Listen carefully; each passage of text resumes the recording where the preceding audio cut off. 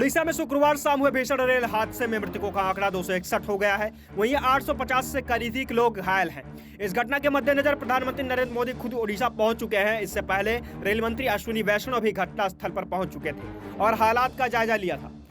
हादसे की गंभीरता को देखते हुए युद्ध स्तर पर बचाव कार्य किया गया और अब कार्य समाप्त हो चुका है। इसके बाद प्रधानमंत्री नरेंद्र मोदी बालासोर में पहुंचे हुए हैं और यहां पर उन्होंने मौके का जायजा लिया। इसके अलावा बालासोर के रेल दुर्घटना स्थल पर पहुंचने के बाद वे एक बालासोर के अस्पताल में ही पहुंचे। यहां पर उन्होंने घायलों से मुलाकात की और उनका हालचाल जाना और मदद का आश्वासन दिया।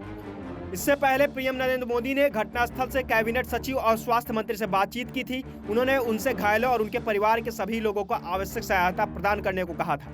विशेष ध्यान रखा जाना चाहिए। इसके अलावा उन्होंने यह भी कहा था कि शोक संतप्त परिवारों को असुविधा का सामना न करना पड़े और प्रभावितों को आवश्यक सहायता मिलती रहे। बीजेपी सांसद वरुण गांधी ने भी इस मामले में एक बड़ी प्रतिक्रिया दी है। उन्होंने अपना बयान जारी किया है और उन्होंने कहा है कि ओडिशा रेल दुर्घटना हृदय विदारक है। जो परिवार इस हादसे में टूटे हैं, हम उनके साथ चट्टान की तरह खड़ा होना होगा। मेरा अपने साथी सांसदों से निवेदन है कि हम सभी अपनी तनख्वाह का एक हिस्सा शोक संतप्त परिवारों के नाम कर उनकी मदद करने के लिए आगे आए। बता दें कि इस भयावह घटना के बाद से कांग्रेस की तरफ से प्रतिक्रिया आई है। कांग्रेस के कई नेताओं ने इसके ऊपर शोक व्यक्त किया है और लगातार केंद्र सरकार के ऊपर हमला ही बोला है, क्योंकि कहीं ना कहीं रेल मंत्रालय की चूक सामने आ रही है, रेल मंत्रालय के अधिकारियों की चूक सामने आ रही है।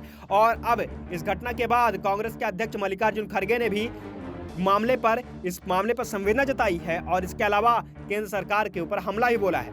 उन्होंने कहा है कि जिन लोगों की मृत्यु हुई है और सैकड़ों लोग घायल हुए हैं, यह देखकर मुझे गहरा दुख हुआ है। इस हादसे में जो लोग घायल हुए हैं उनकी कांग्रेस के सभी नेता और कार्यकर्ता मदद कर रहे हैं। हम इस घड़ी में हम सबको एक साथ होकर लोगों की मदद करनी होगी। कर्नाटक सरकार भी इसमें लोगों की मदद कर रही है। मैं दिवंगत लोगों के प्रति अपनी श्रद्धांजलि अर्पित करता हूं। मुझे प्रधानमंत्री और रेलवे मंत्री से सवाल पूछना है कि इस घटना का जिम्मेदार आखिर कौन है। जैसे कि लगातार भाजपा की सरकार और भाजपा के मंत्री इस मुद्दे से पल्ला झाड़ने की कोशिश कर रहे हैं। कोई भी